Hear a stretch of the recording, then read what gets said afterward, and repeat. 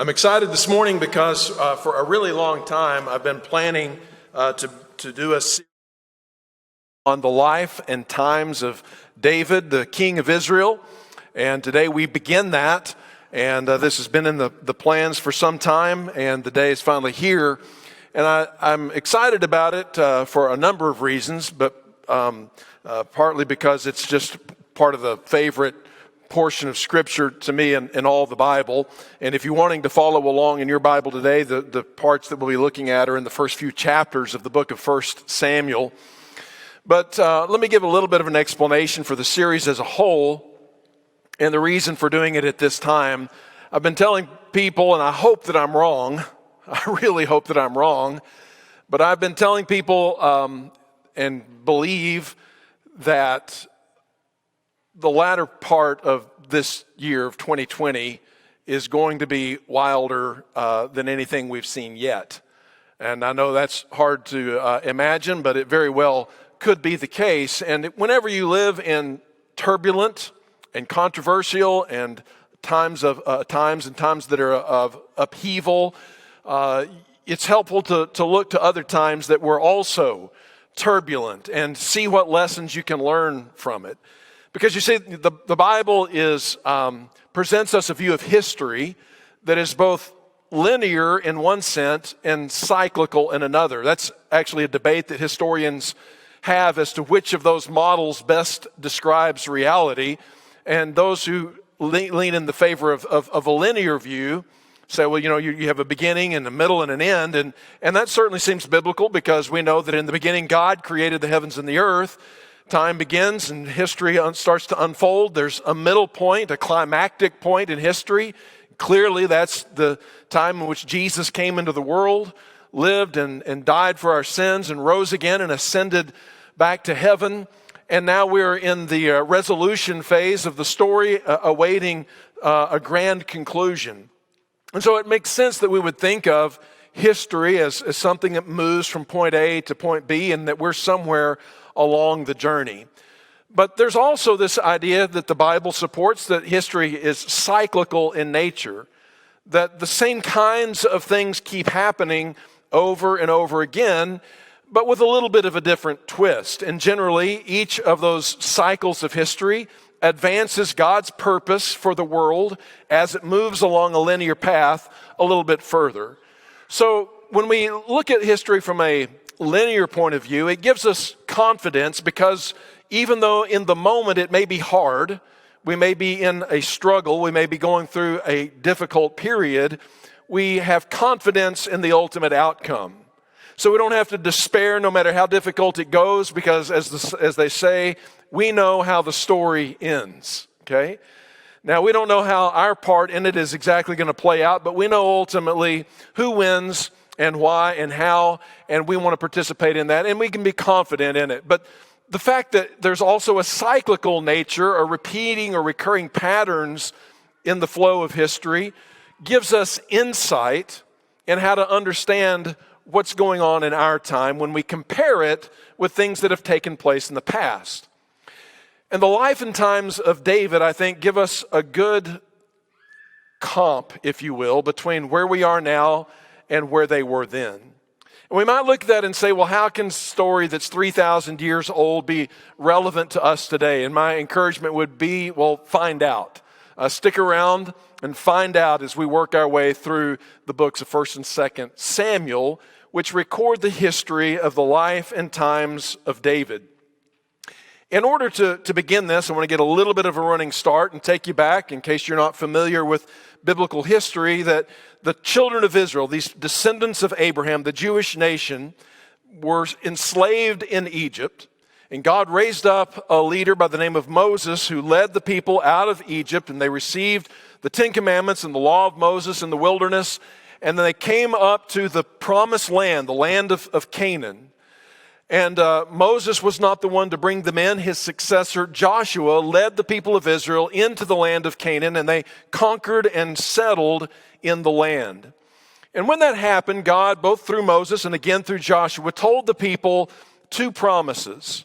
Maybe you could say it's one promise and two sides of the same promise, but either way, God said on one side, if you will be faithful to me as your God and not become corrupted by turning to idols, and if you'll remember my law and render obedience to it, then you're going to prosper, you're going to do well, and you're going to live long in the land. He describes it graphically. He says, you'll be the head and not the tail. You'll be on top and not the bottom. You'll be at the head of the line and not the back of the line. But the other promise, or the other side of the coin, is if you should turn to other gods and thus degrade yourself and begin to neglect my law, you will become corrupt, you'll begin to oppress one another, and you will sink down. Your society will begin to collapse from within, and oppressors will oppress you from without. And sadly, the story goes on in the book of Judges to explain that the latter was the case for Israel. Shortly after Joshua's death, the children of Israel began to spiral downward. And over we see this repeating story through the book of Judges of how the people would go after false gods and they would corrupt themselves. And it just seems like things got worse and worse as they went along.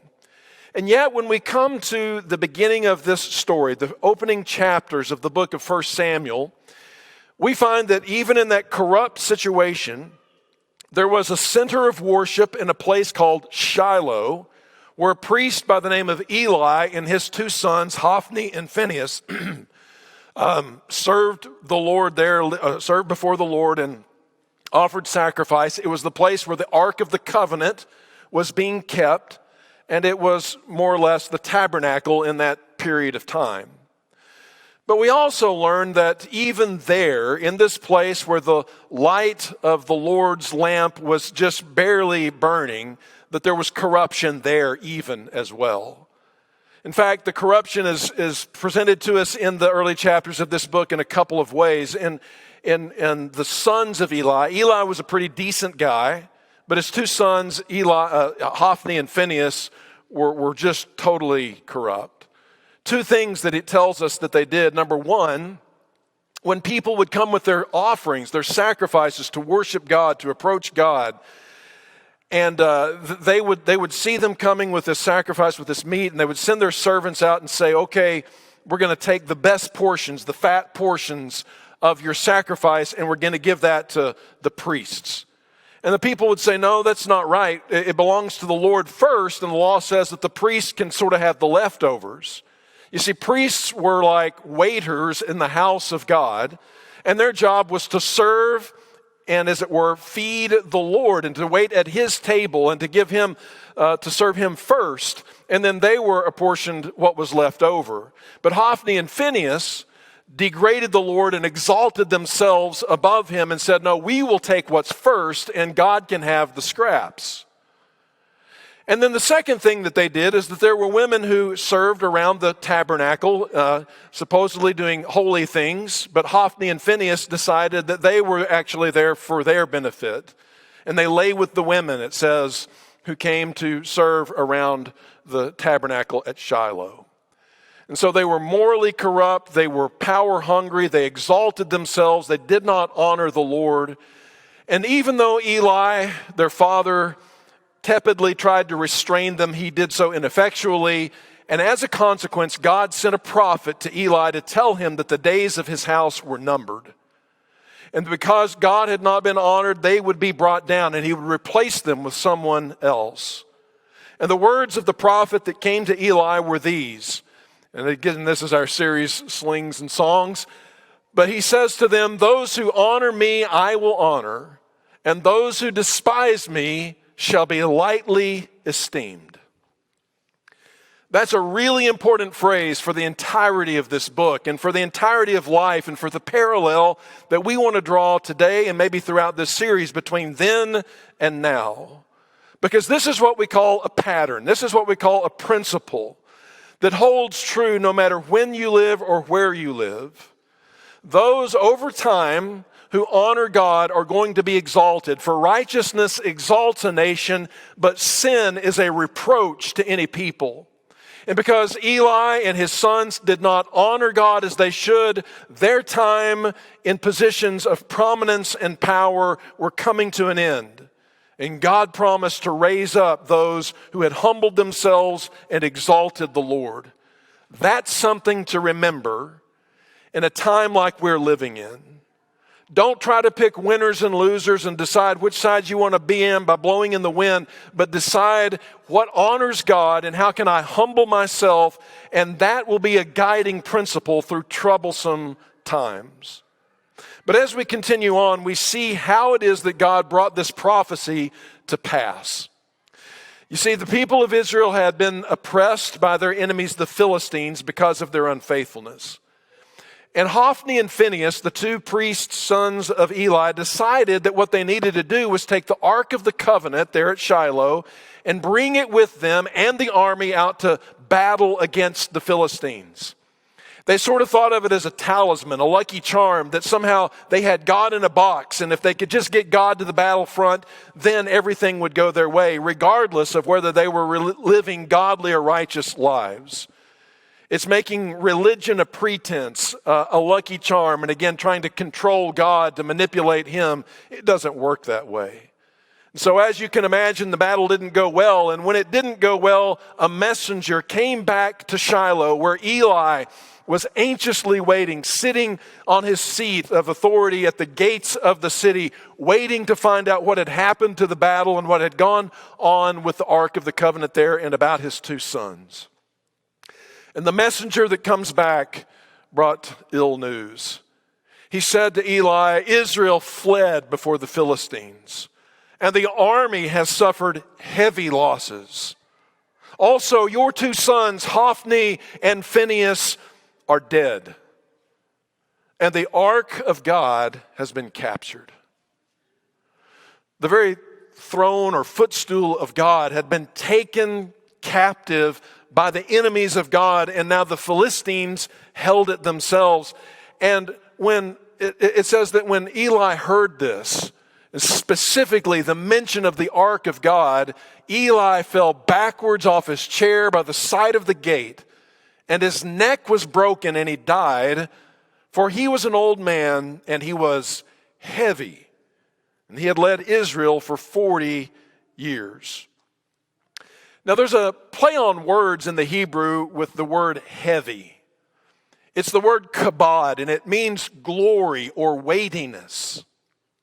And what we had seen in that passage I began with was that Hophni and Phinehas and Eli had not given glory or weight to God as they should have, and instead were taking it for themselves. And the fact that Eli was heavy, and you think about it for a moment, well, how did he get so heavy? He got heavy because his sons and their servants at the tabernacle were taking the fat portions that belonged to God and eating it themselves. He's full of glory, but not the glory of God. He's full of the glory of self-exaltation and not the glory that comes from humbling ourselves and waiting for God to lift us up.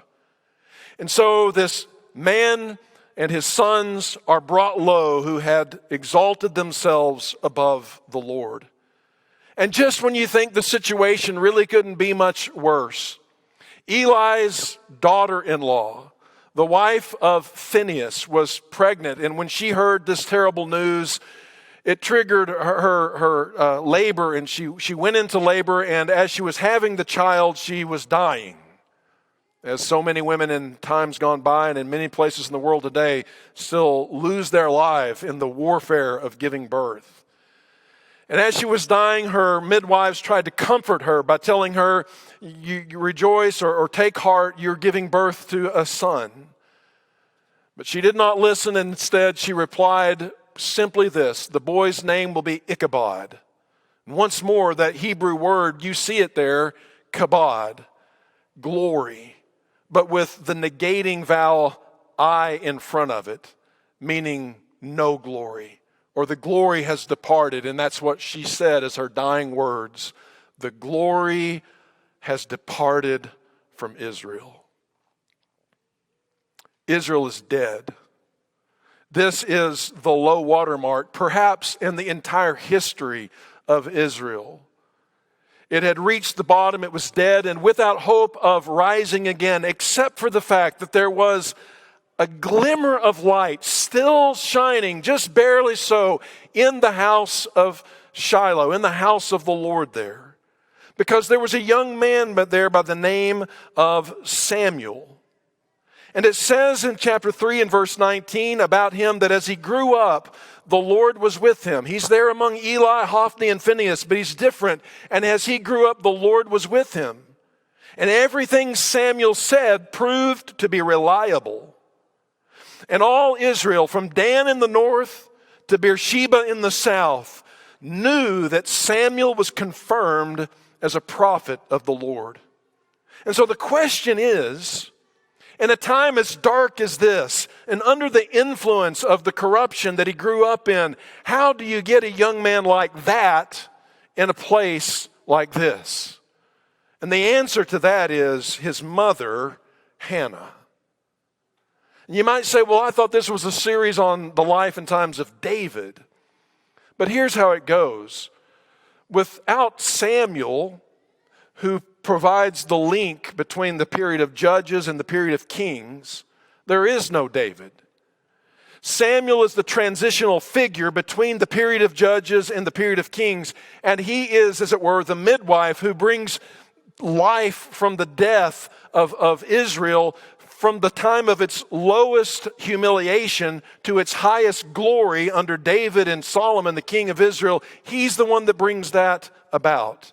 And he gets onto the scene because of the character and actions of his mother, Hannah. And so since God sees fit in the book of 1 and 2 Samuel to begin the great story of David with the life of Hannah, it seemed fitting to me to start there as well this morning. Now, Hannah was a woman in a difficult situation.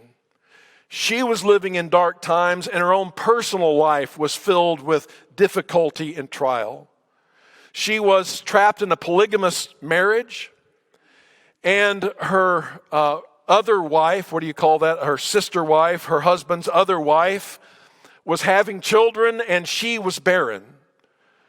And in that culture, and I want to put it this way, there were two voices speaking to Hannah in her difficulty. One was the voice of Peninnah, however you say it, her husband's other wife, who was sort of the voice of the culture, telling her that you're really kind of worthless. You don't have any children. You're really not, what womanhood is all about. And understand that in their culture, women bearing children was vital, and it was highly esteemed among the people. And for good reason. If your society, if your tribe, if your group is not producing children, it's not going to be very long until the tribe next door is going to come over and conquer you. And so women who produced many children were highly esteemed, and those who were barren were considered to be letting the whole team down. And that was the voice that was speaking into the ear of Hannah, telling her that she was worthless because she wasn't living up to the expectation of the culture around her. The second voice that she was hearing was the voice of her husband, who was a pretty good guy, and he said to her, you should take heart and should take comfort because even though you're not having any children, you've got me. What a guy thing to say, right? And in fact, this is his quote. He says, "Am I not better to you than having 10 sons?" What's interesting to me is that she doesn't answer either of these voices. And I see in these two voices that are speaking into Hannah's life, both of them kind of a call of an idol. The call of the culture says you get your value and your worth from motherhood and from having many children. And if you're not doing that, then you really don't count. And she doesn't respond to that voice. She doesn't react to that voice. And the second voice was the voice of her husband who says, don't get caught up with the idol of the culture who says this to you, but just make your worth come as a result of your relationship with me, that you're married to such a great guy and that I treat you so well. Make your marriage what it's all about. And having children and having a husband, having a wife, having a family, those are wonderful things. But you know what an idol is? It's when you take a good thing and you turn it into a God thing. You take something that's a gift that's good and a blessing from God, and you begin to find all of your value and of your worth and your meaning and purpose in life wrapped up in something other than God. And I think that for Christians, for conservative believers, this is a trap that we can easily fall into. We want to emphasize children, and as we get further into this lesson, we'll see that we surely want to do that. But we don't want to make them into idols. We don't want to make marriage into an idol. There is one God, and it's not your husband, it's not your wife, and it's not your children. And if you treat them as an idol, and you attain your glory from them, you'll soon find yourself not kabod, heavy with glory, but Ichabod, with the glory departed.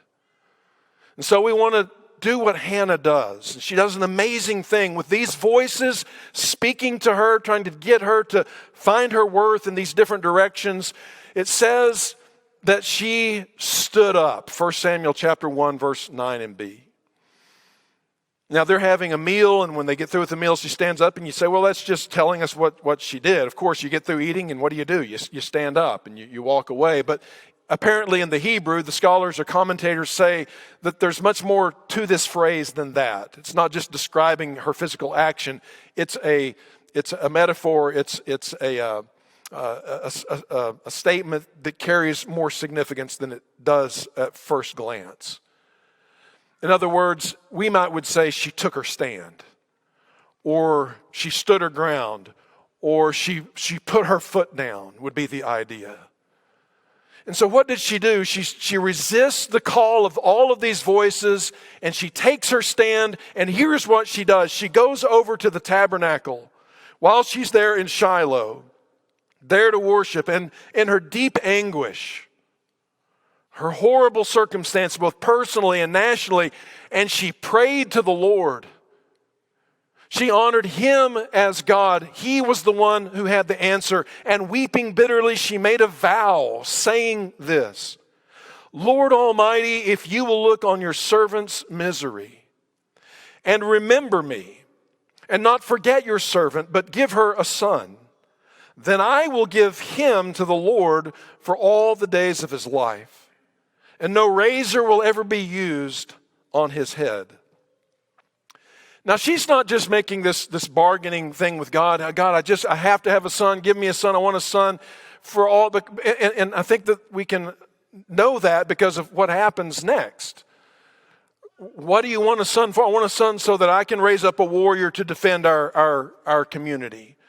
I want to have a son because in our popular way of thinking it, they're so cute and cuddly. You know, they're so warm and fuzzy. There's so much joy that we get from having a child.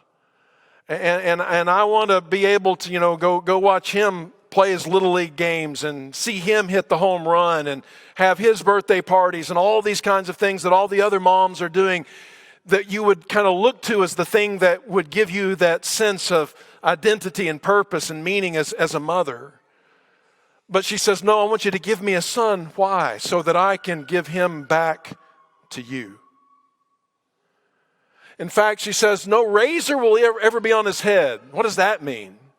Well, it's a reference to a rare and special thing in the Old Testament where a person could become what they call a Nazirite. Which, and this is maybe not exactly the idea, but I think it gets close to it. If you wanted to be a priest, you had to be born of the tribe of Levi. That was just the priestly tribe. But you could sort of voluntarily become a Levite. You could become a Nazirite, be set apart as holy unto the Lord if you took this vow and did certain things that set you apart as holy. And that seems to be the role that Samuel is going to fulfill. But in order to do that, you had to be set apart. And Hannah had to recognize that she was giving up all the things that you would naturally associate with motherhood by giving him over to the house of the Lord. And we're told that that's exactly what happened, that she goes home, she becomes pregnant, and then a few years later, after the child is weaned, maybe 2 or 3 years old, she returns to Shiloh, and when she comes back, it says that she presented him to Eli the priest. And she told him, I prayed for this child, and the Lord has granted me what I asked for of him. And so now I give him to the Lord For his whole life, he will be given over to the Lord. And then we're simply told that he worshiped, that is, Samuel stood before and served the Lord at the tabernacle in Shiloh. The only contact that Hannah would have with her little boy from that point forward would be annually, her and her family would make a trip to worship at Shiloh. And kind of touchingly, it says that every year she would make him a new coat and bring it for him to wear. Actually, it says a little coat, which makes it even more touching. But think of the sacrifice that she made, the one thing that she longed for, the thing that would have perhaps been an idol to her. She is willing to give up as she acknowledges the supremacy of God and gives him back to the Lord. And so that's how you get a person like Samuel in a place like Israel and Shiloh in such a dark time. Well, the point of all of this, I think it's that when God gets ready to move, when God has had enough of a situation that has gone on long enough, where there's been enough self-exaltation, when there's pride, when there's arrogance, when sin is just embraced in the culture and people are dishonoring God and exalting themselves, and God finally decides that it's time for something to happen. What does he look for? He doesn't look for that one person, high and mighty, strategically positioned, who out of his strength can make change. He looks for the weakest, humblest person, the most disadvantaged that he can imagine and he can find anywhere, but she's willing to make a sacrifice of what was dearest to her heart, believing that God could take that and with it do something great. Out of her emptiness, and out of her devotion and honor to God, God takes her gift and he changes the situation in Israel in ways that nobody could have imagined. I don't know what the future of the world is. I feel like we're going through some sort of upheaval, some sort of transition. I don't know what the other side is going to look like. It's one of those things, anytime history unfolds, people look back and say, well, yeah, any historian worth his salt could have seen this coming, but the fact of the matter is, nobody sees the future. But if we believe that history is both linear, it's moving in a definite direction, and the outcome is not in doubt, and that it's cyclical and that there are certain patterns that repeat themselves over and over again, we should take heart and we should strengthen ourselves in the knowledge that God, what he did with Hannah and Samuel and what he's going to do with David is exactly what ultimately, whether it takes generations or whatever it takes, he is going to exalt the humble who honor him, and he is going to take all of those who exalt themselves and bring them down. In fact, one of the most powerful passages in this whole section is found in chapter 2 of 1 Samuel, beginning in verse 1. And it's too lengthy for me to put on the screen, but I want to read it because it is a prophetic declaration that Hannah makes after she sees what's going on. She begins to understand that God is taking her gift and he is going to use it to do great things, to change things in Israel. And so she makes this declaration, which is so beautiful, so poetic, so powerful, that another unlikely mother, some 2,000 years after, or 1,000 years after her, when she discovers that she's pregnant, though she is humble and willing to be used by the Lord in whatever way he should choose to do so, bases her prayer, what we know of as Mary's Magnificat in Luke chapter 1, on the words of Hannah right here. So I want to read this to you, and I want you to think and see the images that Hannah sets before us as archetypical patterns for the way God works, and particularly in times of transition and upheaval. And think about where you want to be in terms of what it says here. It says, "Then Hannah prayed, and she said, 'My heart rejoices in the Lord. In the Lord my horn is lifted high. My mouth boasts over my enemies, for I delight in your deliverance. There is no one holy like the Lord. There is no one besides you. There is no rock like our God. For the Lord is a God who knows, and by him deeds are weighed. The bows of the warriors are broken, but those who have stumbled are armed with strength.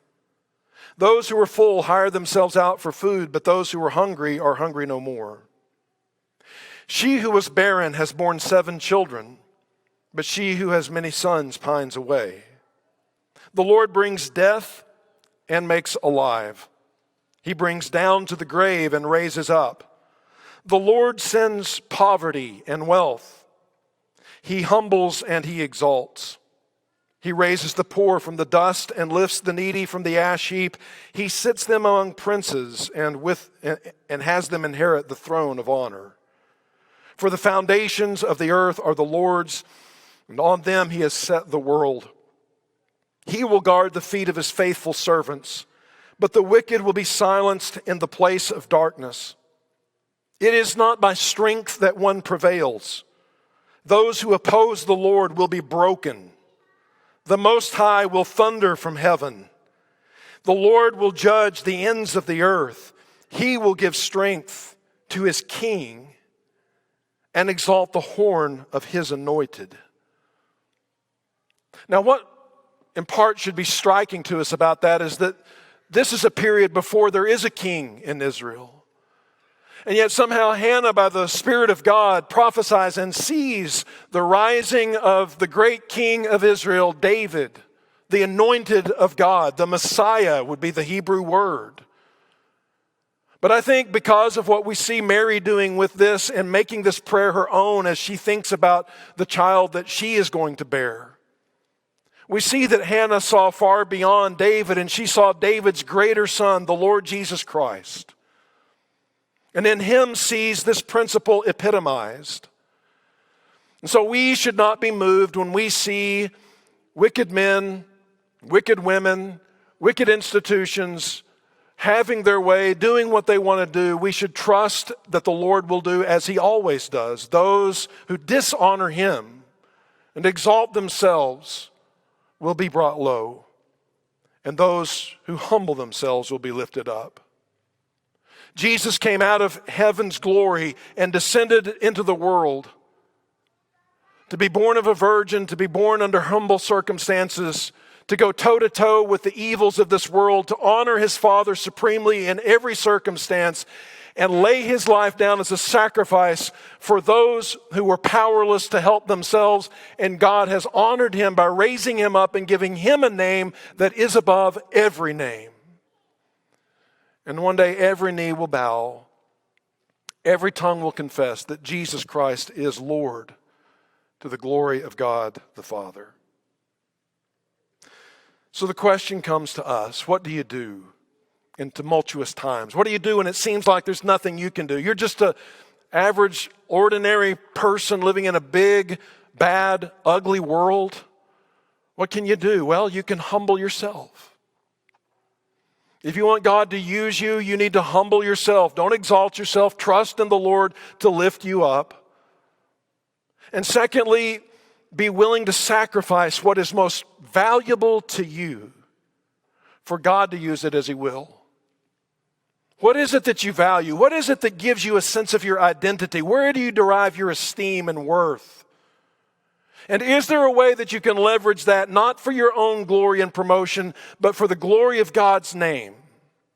And are you willing to part with what is most precious to you in order to exalt him and trust that God will take what you sacrifice, what you surrender to him and turn it around to glorify him and to lift you up in due time? And thirdly, and very specifically, obviously, as we think about Hannah, think of raising up children who will pose a threat to everything that exalts itself against God. Think about raising children as warfare. It is a fight for the future. Do you guys remember last year, I think it was, we did the series on arrows. Children are arrows that a warrior places on the string. and he fires them into a future that he will not be there to see. And the scripture tells us there in Psalm 127, from which that image is derived, that parents should think of themselves as warriors who are engaged in a battle, who are engaged in a cultural warfare for the future.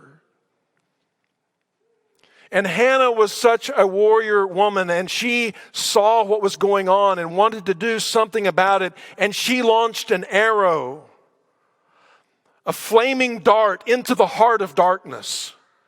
And Samuel became a holy terror to people like the tyrant Saul, and he stood foot to foot with him with courage to confront the evils of his time. Where do you get men like that? They come from mothers like Hannah. Who slew Goliath? Who killed Goliath? Well, you could say in a real sense, David's mother. I don't know her name, Miss Jessie. Jessie and Mrs. Jessie. Now, why would you say that?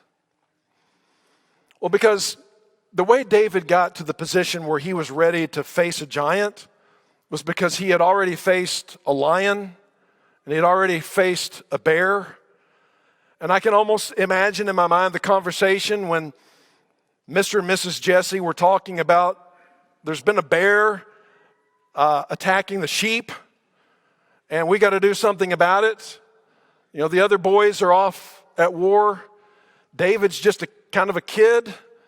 And it's a scary and it's a dangerous world out there, but we're going to give him a shot. We're going to send him out there.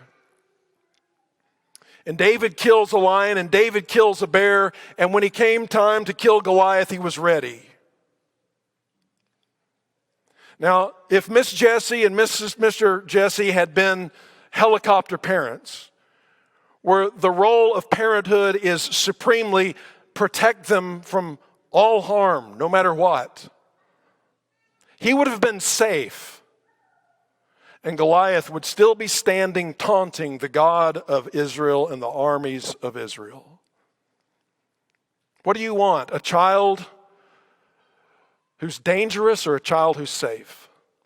Do you want a child who gives the night terrors and the cold sweats to those in our culture who want to keep driving it into the ground, who want to keep taking it in a direction away from God? Or do you want them to be protected and safe?